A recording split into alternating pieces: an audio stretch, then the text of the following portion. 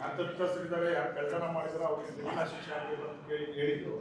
ಈಗ ಬೆಳಗಾಮಲ್ಲಿ ಮೀಟಿಂಗ್ ಇಟ್ಕೊಂಡು ಅವರು ಬೆಳಗಾಮಲ್ಲಿ ಯಾಕೆ ಮೀಟಿಂಗ್ ಮಾಡ್ತಾ ಇದ್ದಾರೆ ಅಂತ ನನಗೇನು ಗೊತ್ತಾಗ್ತಾ ಇಲ್ಲ. ಅದು ಅವ್ರ ಸಭೆ ಆದ ನಂತರ ಏನಾದರೂ ವಿಚಾರ ಬಂದರೆ ಅದಕ್ಕೆ ಉತ್ತರ ಕೊಡೋಣ. ಯಾಕಂದರೆ ಅವ್ರು ಯಾವಾಗಲೂ ಮೀಟಿಂಗ್ ಆದಾಗ ಕೆಲವೆಲ್ಲ ಆಗುತ್ತೆ.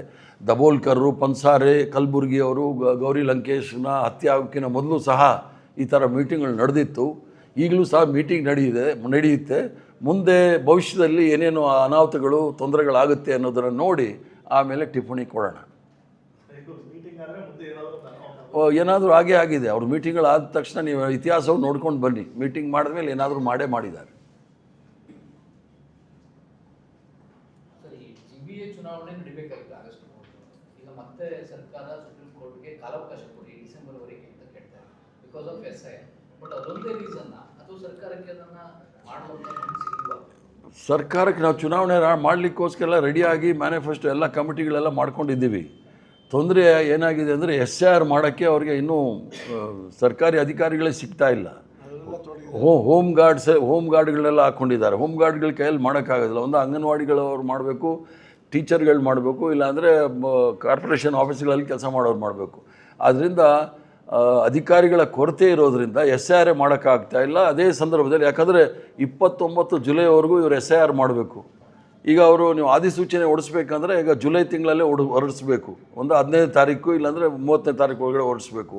ಅದಾದ ನಂತರ ಎಲೆಕ್ಟ್ರಲ್ ರೋಲ್ಸ್ ಮಾಡಬೇಕಲ್ಲ, ಅದನ್ನು ಕ್ಲಾರಿಟಿ ಇಲ್ಲ. ಯಾವ ಎಲೆಕ್ಟ್ರಲ್ ರೋಲ್ಸ್ ಮೇಲೆ ನಾವು ಚುನಾವಣೆ ಮಾಡಬೇಕು ಅಂಥೇಳಿ ಅದಕ್ಕೆ ಸರ್ಕಾರದವ್ರು ಹೋಗಿರೋದಲ್ಲ.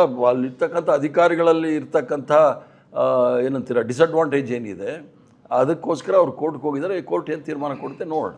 ಸರ್, ಈ ಶಾಶ್ವತ ಪ್ರಮಾಣ ಪತ್ರ ಕೊಡಬೇಕು ಅಂತ ತೀರ್ಮಾನ ಆಗಿದೆ ಸರ್ಕಾರದಿಂದ.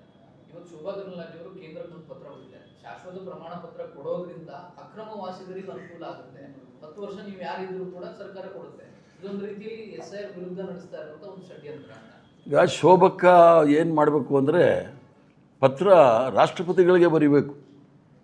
ಈ ನುಸುಳುಕೋರನ್ನ ಇಲ್ಲಿ ಕರ್ನಾಟಕದವ್ರಿಗೆ ಬಿಟ್ಟಿದ್ದು ಯಾರು? ಅಮಿತ್ ಶಾ. ಅವ್ರನ್ನ ತಕ್ಷಣ ಮಂತ್ರಿಮಂಡಲದಿಂದ ಕೈ ಬಿಡಬೇಕು ಅಂತ ಅವ್ರು ರಾಷ್ಟ್ರಪತಿಗಳಿಗೆ ಬರೀಬೇಕು.